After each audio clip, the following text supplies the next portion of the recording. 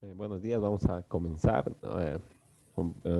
En todo caso, vamos a continuar con esto de la ley 843. Hasta mientras que estemos un par de minutitos poniendo nuestro nombre en el chat grupal, vamos a ir retomando donde nos hemos quedado.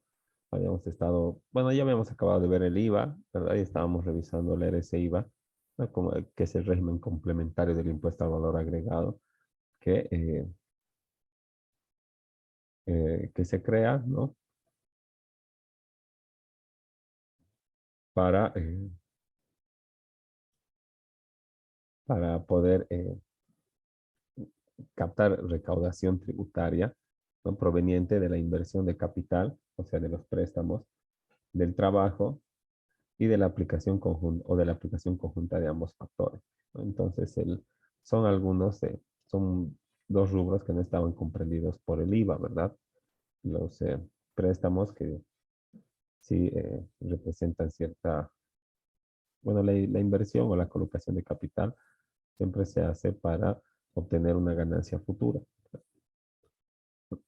Y también es una demostración de la capacidad de pago. Y el trabajo, que también es una forma de ingreso, ¿verdad? Pero un ingreso asalariado y dependiente, ¿no? Entonces, él no quiere decir que no tenga obligación de tributar, porque de acuerdo a la Constitución todos tenemos que aportar, ¿verdad? No dice menos los dependientes o solo los independientes, los que tengan NIF, ¿no? Sino que en este caso de los dependientes, lo que hace es, bueno, es un trabajo a cargo del empleador, ¿verdad? De registrar a sus empleados de registrarse él ante impuestos nacionales, ¿no? Y es registrar a cada uno de sus empleados y sacarle lo que se llama el código dependiente, ¿no? Entonces, con tu código de dependiente, agarra y como es tu agente de retención, ¿verdad? Del empleador, te retiene y cumple con las obligaciones tributarias que a vos te corresponderían, ¿no? Y cuando vos agarras y te sales de la empresa, ¿no? Entonces tienes que ir también a impuestos nacionales y dar de baja tu código de dependiente, ¿no? Entonces, eso y por eso también cada, es- que cada 3 meses andan los dependientes también reuniendo facturas porque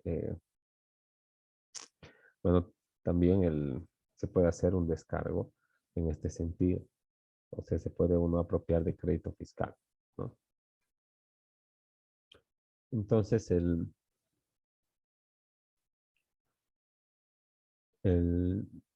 los ingresos a los que se refiere este objeto, ¿no? Son aquellos que provienen del alquiler, subalquiler u otra forma de explotación de inmuebles urbanos, ¿no? Aparte del alquiler y el subalquiler, otra forma de explotar el inmueble urbano es el anticrético, ¿no? Entonces también se encuentra alcanzado por esta prescripción que dice u otra forma de explotación de inmuebles urbanos o rurales, salvo que se trate de sujetos alcanzados por el impuesto, todas las utilidades de las empresas, ¿no? Para no tener una doble imposición sobre un mismo hecho generador. Luego, los provenientes de alquiler, subalquiler u otra forma de explotación de cosas muebles. O sea, lo mismo, pero ya no de los inmuebles, sino de cosas muebles. Y también incluyen acá los muebles sujetos a registro, como los automóviles y las motocicletas, ¿no? Salvo que se trate de sujetos alcanzados por el IVA. También dice que eh, ese objeto de este impuesto, los ingresos provenientes de la colocación de capital, sean estos intereses, rendimientos, cualquier otro ingreso proveniente de la inversión de aquellos que no constituyen ingresos sujeto al IUF o al impuesto a las utilidades de las empresas, ¿no? Entonces, la colocación de capital es siempre una inversión, ¿no? Entonces, cuando tú obtienes ingresos o rédito de tus inversiones, bajo cualquier denominativo, se llame interés, rendimiento o cualquier otro, que provenga de esta inversión de capital, ¿no? Y no esté sujeto al IVA, entonces paga ese IVA, ¿no? Y en este punto, ¿no? La renta es, ya se pasa digamos, de exaccionaria, porque con esto, como derechos reales y los notarios son agentes de información de impuestos nacionales, ¿no? El a efecto de cuando dice que los ingresos provenientes en forma de intereses por la colocación de capital son objetos del IUE, perdón, del IT, ¿no? Está diciendo que quien tiene que pagar es el que obtiene este interés, ¿no? ¿Quién obtiene el interés? Pues el acreedor, ¿verdad? El que era dueño de la plata y te ha prestado 10 para que tú le devuelvas 12, ¿no? Pero cuando se compra el contrato y vos le devuelves 12, vos eres el que quiere deshipotecar tu inmueble, ¿verdad? Tiene una anotación preventiva, tiene una hipoteca y tú quieres tenerlo limpio, ¿no? Quieres que ya no esté esa deuda en tu inmueble, ¿verdad? Y vamos a ir viendo aquí, por ejemplo, ¿no? Entonces, si aquí está mi nombre de propietario, ¿verdad? En esta columna que dice titularidad. Si tú me prestas dinero, aquí va a estar tu nombre, aquí va a decir eh, anotación preventiva o ¿qué se llama? Hipoteca por 10,000 bolivianos, por 20,000 dólares, lo que sea que me hayas prestado, a favor de tu nombre, ¿verdad? Tus generales, la escritura pública o el documento en el que estamos haciendo escribir, en el que conste la deuda, la cantidad líquida, el notario o la autoridad que ha emitido, ¿verdad? Y la fecha, ¿no? ¿Qué quiere decir eso? Que eh, si yo no te cumplo esa obligación, tú me vas a rematar mi bien, porque aquí está ya tu derecho inscrito. Nadie me va a querer comprar y yo no me lo puedo llevar a mi casa y aunque haga y haga trámites, va a subsistir este gravamen a tu favor, ¿verdad? Porque tú eres el acreedor. Pero cuando yo te pago, vamos a cancelar el asiento 1 de la columna B. Entonces vamos a inscribir aquí en la C un primer asiento que diga cancele el B1, ¿no? O tal vez cancele el B7 o cancele el B5. No, no es obligatorio cancelar en orden correlativo. Entonces, cuando yo pague, va a ir ahí, ¿no? Ahora supongamos que en nuestro ejemplo he pagado, pues, el préstamo, ¿verdad? ¿Y qué dice la 843? Dice lo, que son objeto de este impuesto los ingresos provenientes de la colocación de capital, sean estos intereses, rendimientos y cualquier otro, ¿no? Entonces, al que yo le he pagado, él es el sujeto pasivo, ¿verdad? Él es el contribuyente designado por ley, porque él está obteniendo el interés. Pero yo soy el que quiere desgravar mi bien inmueble, ¿verdad? Como deudor que ya ha pagado. Y en una mala interpretación o actuando de mala fe, el funcionario de derechos reales o la institución misma, porque no es solo el funcionario, ¿verdad? Le solicita al deudor que ya ha pagado, al que no ha obtenido ningún interés, ¿verdad? Al que no está figurando dentro de las previsiones de este artículo, le pide que le presente los formularios o las boletas 1000 de cancelación del RC-IVA de este préstamo. Totalmente fuera de lugar, ¿verdad? Porque uno, no es el sujeto pasivo; dos, ¿cómo va a tener esa documentación original? Y tres, bueno, no puedes pues vos agarrar y cada vez que le deposites y le pagues, llevarle pues con una pistola en su nuca a inscribirse en el NIE o a cancelar sus obligaciones tributarias, impositivas, ¿verdad? ¿No? Entonces, está mal lo que hace Derechos Reales en este punto, ¿verdad? Porque le está exigiendo al sujeto pasivo, al que no es el sujeto pasivo, el cumplimiento de las obligaciones, ¿no? ¿Por qué? Porque está grabado su bien. ¿Y qué va a hacer el que quiere desgravar su bien? Vas a ir a tu acreedor al que le has pagado y le vas a decir, oye, debes como 3,000 pesos de impuesto más la multa porque no te has inscrito y necesito que me lo pagues para que desgrabe mi bien. Se te va a reír en tu cara y te va a decir, ah, ya te he dado la escritura de cancelación, haz lo que quieras. Y ese haz lo que quieras, ¿en qué se traduce? En que tú vas a tener que ir a pagar el impuesto, ¿no? Para cancelar tu bien, ¿no? Y vos no eres el sujeto pasivo, ni obligado, ni hay la posibilidad de traslación del impuesto, ni nada, ¿no? Pero te lo exigen a vos en derechos reales, supongo, porque no es pues administración tributaria, no manejan eso. y se incumple de manera frontal lo que dice el artículo 13 nomás de nuestro Código Tributario, ¿no? Cuando señala que la obligación tributaria constituye un vínculo de carácter personal, dicen, ¿no? Personal, personal, dicen, ¿no? Ahora, si es un vínculo de carácter personal, sería pues entre el contribuyente y la administración tributaria, ¿verdad? Y que le persiga con su patrimonio toda la deuda. Pero cuando agarran y te dicen, no me importa que sea que tú no seas el sujeto pasivo, si quieres desgravar tu bien vas a pagar o anda a obligarle vos a que pague, ¿no? Están dejando de lado el vínculo personal, ¿verdad? Porque ya no se están dirigiendo al contribuyente llamado por ley, sino que están convirtiendo este vínculo de carácter personal en un vínculo de carácter real, ¿verdad? Porque está atado a este bien, a este inmueble, a esto que es derechos reales, ¿verdad? Aquí la creencia y no va a haber manera de que el propietario, para hacer desgravar, tenga alguna herramienta para obligarle al, al sujeto pasivo llamado por ley, en este caso su acreedor, ¿no? Y a impuestos nacionales no le va a importar, ¿verdad?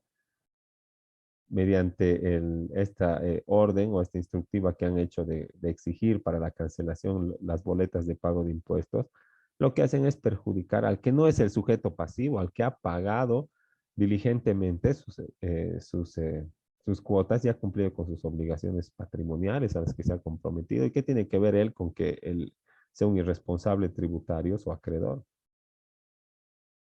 ¿No? Pues está totalmente mal que te exijan eso siendo que vas a ir a hacer la cancelación, ¿no? Ahora seguiremos, ¿no? ¿Cuáles son los objetos? El objeto, alquiler anticrético, colocación de capital, quiere decir préstamos, ¿no? Entre particulares, porque las entidades de intermediación financiera pagan otro impuesto, ¿no? Los sueldos, primas, dietas, bonos y cualquier otra retribución, ¿no? Los honorarios de los directores en las sociedades anónimas y en comandita por acciones y otros ingresos habituales, ¿no? Entonces,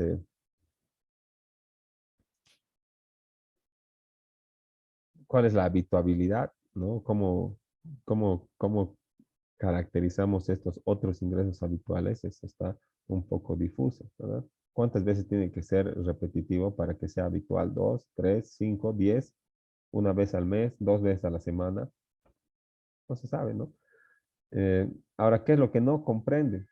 La reinversión de las utilidades, los aguinaldos. Bueno, sí, sí incluye los sueldos, pero no los aguinaldos ni ningún otro beneficio social. Tampoco las jubilaciones ni las pensiones. Y obviamente no incluyen los sueldos de los diplomáticos. Los diplomáticos siempre están salvados de pagar impuestos. No pagan por importación, no pagan RCIVA, ¿no? Pueden importar una cierta cantidad de mercancía, tienen ese de la valija diplomática, ¿verdad? Ese tema, entonces, bueno, tiene muchos beneficios, ¿no?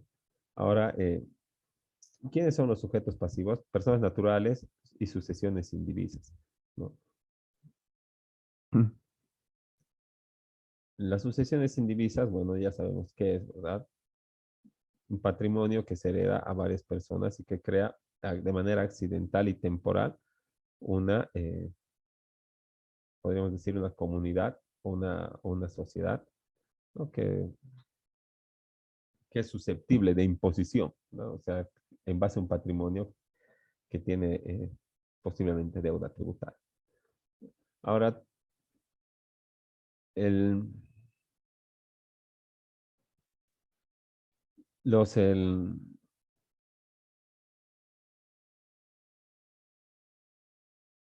estos sujetos pasivos pueden subdividirse todavía en otros dos grupos, ¿verdad?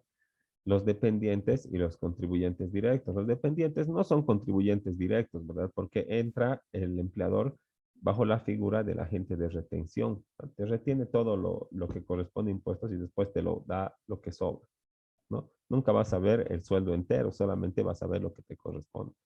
Y desde que se efectúa la retención, pues él es el único obligado frente a impuestos nacionales. Ahora, si no te efectúa la retención y te ha dado la plata y vos te has quedado callado, los dos son responsables frente a impuestos nacionales, ¿no? Ahora, hay algunos que son contribuyentes también directos, ¿no? Como los consultores del sector público y, bueno, los anticresistas, los dueños de casa que den alquiler, ¿verdad? Que no son dependientes. Ahora, ¿cuál es la base jurídica o jurisdiccional del impuesto? La totalidad de los ingresos, ¿no? Que provengan de esas actividades que estábamos viendo en los circulitos, ¿no? Colocación de capital, intereses, alquileres, anticréticos, ¿no?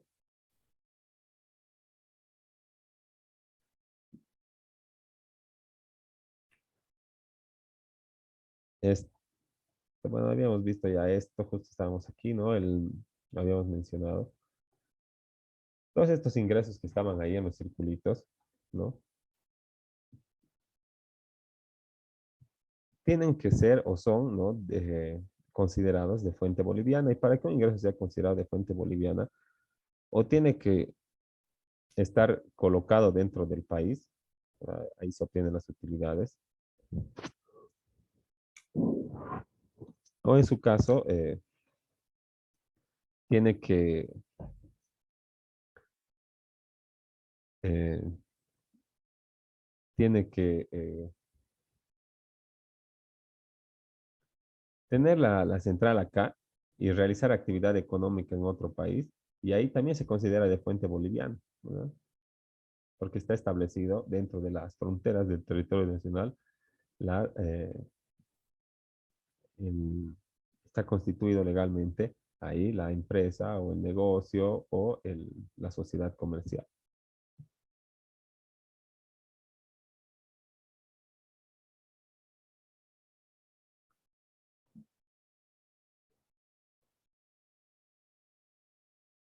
Ahora, ¿cuál es a lo que se llama ingreso, verdad? Porque estamos hablando de ingresos de fuente boliviana, ¿no? Ingreso es todo monto percibido por cualquier concepto dentro del objeto del impuesto, ¿no? Todo, la totalidad de los ingresos que sean susceptibles de imposición, ese es a eso consideramos ingreso para el RCIVA. Y cuando estamos hablando de los dependientes, ¿verdad?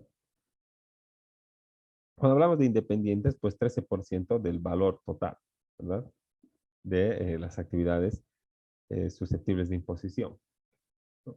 Por ejemplo, anticrético o alquiler, ¿no? Y cuando estábamos hablando de dependientes, el, este se aplica, ¿verdad? A las personas que ganan igual o más de 4 sueldos mínimos nacionales. Entonces,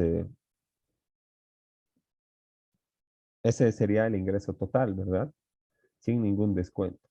Pero primero hay que hacer el descuento de la seguridad social, ¿no? El 12,71%.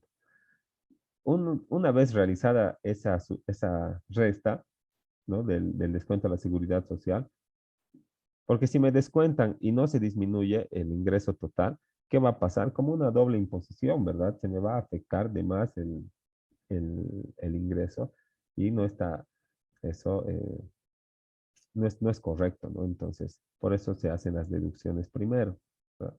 Se ha pagado la seguridad social, entonces la base imponible disminuye, ¿no? Porque esto no está yendo hacia cubrir el impuesto, ni es un ingreso que sea eh, entregado al trabajador o al dependiente, ¿verdad? Esto es una deducción que hace el agente de retención. Entonces, eso no puede ser objeto del impuesto, se resta, ¿no? Luego te queda el líquido pagable, que son los 11,945, ¿no? A eso tienes que restarle 2 salarios mínimos nacionales. En la época en que se ha elaborado esta tablita, ¿verdad? 2 salarios mínimos nacionales sumaban 1.656, ahora suman más de 4.000 bolivianos, ¿verdad? Entonces, perdón, un salario mínimo y alcanzaba los 1.656, ahora un salario mínimo alcanza más de 2.000 bolivianos y 2 salarios mínimos son más de 4.000 bolivianos, ¿verdad? Entonces, ese monto hay que reducirle también, ¿no? Y del líquido pagable menos los 2 salarios mínimos, recién me da la base imponible, ¿no? Entonces, ¿qué tengo que hacer? Tengo que aplicar el 13% y eso me va a dar el impuesto determinado. Pero a estos salarios mínimos, a todos estos salarios mínimos, a los cuatro, primero se les ha aplicado el IVA, ¿no? Entonces, lo que necesito es también reducir, o perdón, restar este monto de 13% de los 2 salarios mínimos, ¿no? Al final, y luego me queda el impuesto a pagar. Y ese es el cálculo que se hace para el RSIVA de dependientes, ¿verdad? Me hace mediante unas planillas impositivas que lo dibujan un poco más fácil que el de arriba, ¿verdad? Ahí está el sueldo neto, ¿no? A eso se le hacen las deducciones del 13%, ¿verdad? Menos los 2 sueldos mínimos que habíamos visto acá, ¿no? La seguridad social menos los 2 salarios mínimos y te queda el mínimo imponible.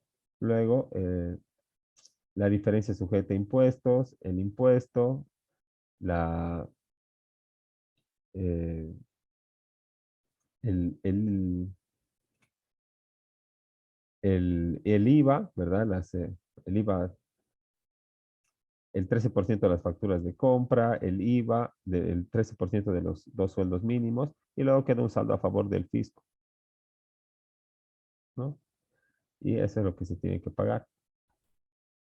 Ahora, cuando hablamos de anticrético, obviamente es totalmente diferente de los ingresos de los dependientes, ¿no? Porque uno no tenemos empleador, no hay agente de retención, son numerosas diferencias que hacen que el tratamiento sea también distinto. Entonces, cuando vamos a hablar de anticrético, de acuerdo a ley, el, el ingreso, ¿verdad? Allá estábamos considerando el ingreso, los salarios, los 4 salarios mínimos y luego empezar a hacer las deducciones o las reducciones, ¿no? Ahora, cuando hablamos del anticrético, automáticamente se considera ingreso al 10% del monto anual de la operación. Entonces, esa es nuestra base imponible, ¿verdad? El 10% del monto anual de la operación. El 10% anual del monto de la operación quiere decir que si yo eh, he dado en anticrético por $30.000 o por $10.000, ¿verdad? Si he dado en anticrético por $10.000, se considera que $1.000 es mi ingreso, ¿no?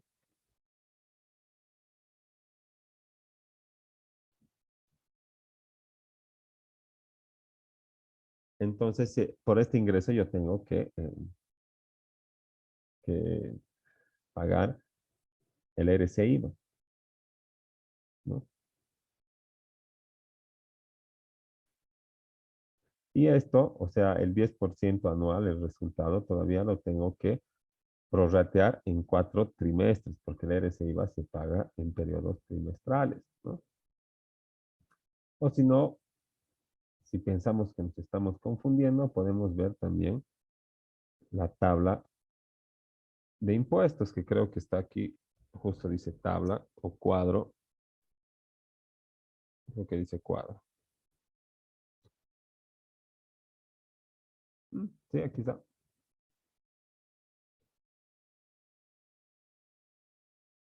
Es de aduanas nacionales, ¿no? Aquí está IVA, IT, IUE, RCIVA. por aquí dice en qué periodo, ¿no?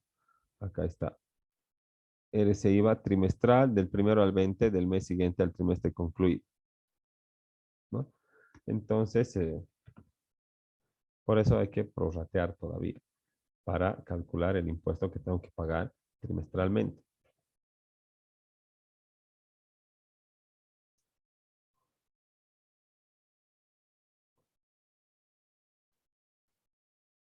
Y puedo descontarme, puedo apropiarme de crédito fiscal y, y al final, ¿no? Puedo acabar compensando totalmente este impuesto del RSIVA para el anticrético, el alquiler, ¿no? Lo importante es que, bueno, parece que eso es un poco más controlador que recaudador y es para que las personas, los que participen de estas actividades económicas, sean formales, ¿verdad? Se inscriban con NID y si ya tienen NID le pongan la actividad secundaria de alquiler y se pongan a dar facturas de alquiler y cumplir con las obligaciones formales y en su caso las materiales, ¿no? Ahora eso del anticrético es un impuesto que pagan ambas partes, ¿verdad? Paga tanto o tiene obligaciones tributarias tanto el dueño de casa como como el anticresista, ¿no? Ahora vamos viendo,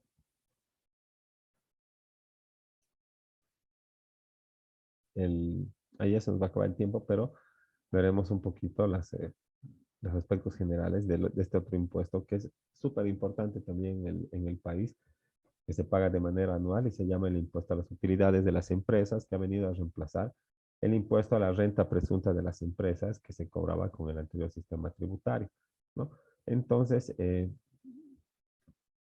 este impuesto, como su nombre lo señala, se cobra solamente sobre el beneficio o sobre la utilidad o la renta que se obtiene por el ejercicio de las actividades económicas. Sabemos que, bueno, estábamos en los anteriores dos impuestos tomando los ingresos totales, ¿no? Pero todos sabemos que el ingreso no es lo mismo que la utilidad o la ganancia, ¿verdad? Porque la utilidad o la ganancia es únicamente una pequeña fracción del total del ingreso, ¿no? Puede ser que nuestro ingreso sea 100, que facturemos 100 bolivianos, pero que el producto así para la venta a mí me haya costado 60 bolivianos. Entonces mi utilidad va a ser solamente 40 bolivianos, ¿verdad? Que es lo que debería ser, lo que debería entrar a la base de cálculo del impuesto a las utilidades de las empresas. Entonces es muy importante eh, definir el ingreso de la utilidad, perdón, diferenciar y definir lo que es el ingreso de la utilidad, ¿no? Y solamente de manera eh, enunciativa, no podemos decir que el ingreso es el valor bruto que una empresa obtiene en un periodo de tiempo determinado. En este caso del impuesto, el periodo de tiempo determinado es anual, ¿verdad? Del 1 de enero al 31 de diciembre, solamente que se paga hasta 120 días posteriores al cierre de la gestión, que es la que se toma en cuenta. 120 días posteriores al cierre de una gestión, o sea, después de diciembre, ¿no ve? Cierra ahí la gestión, 30 días, 60 días, ¿no ve?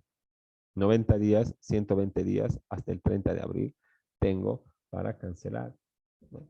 Pero, ¿por qué cancelo? Por las utilidades obtenidas en toda la anterior gestión, o sea, año vencido. Los otros 120 días son solamente el plazo para ir a declarar. Puedo realizarlo el 2 de enero, ¿verdad? Y, o puedo esperar hasta el 30 de abril, que es lo que hacemos todos, ¿no? Entonces,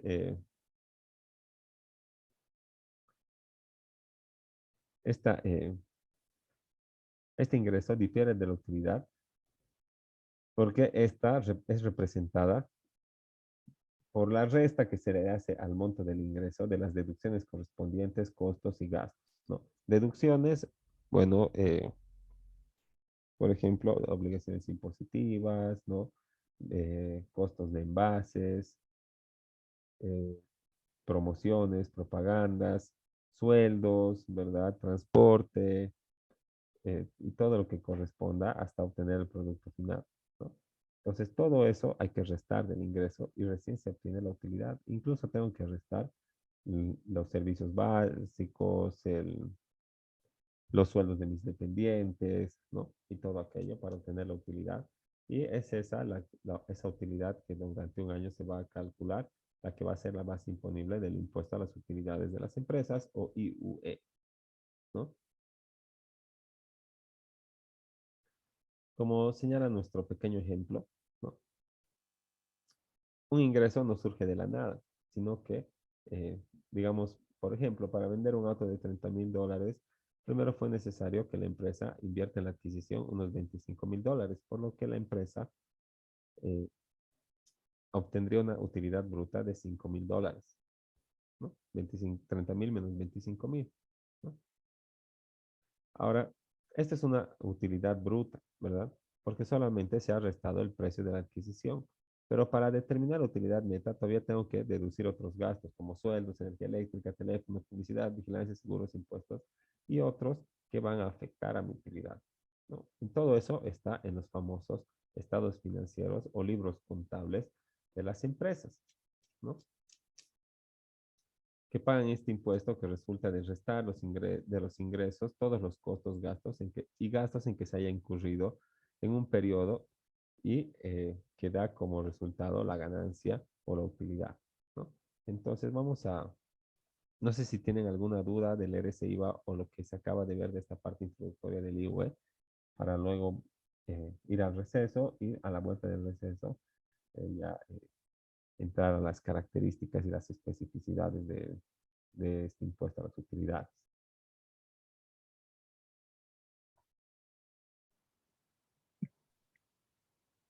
Claro, doctor. Bueno, en su caso, si está todo claro, entonces nos vamos al receso y nos reencontramos en 5 minutitos. Creo que ya he podido,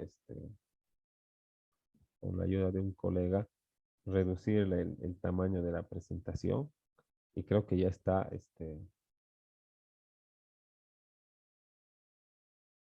ya está buena como para cargar a la plataforma. Ahora solamente pesa 14 megas, antes pensaba más de 30. Entonces, se la subo también ya de una vez para que puedan estarla revisando igual. Nos vemos después del receso. Hasta luego.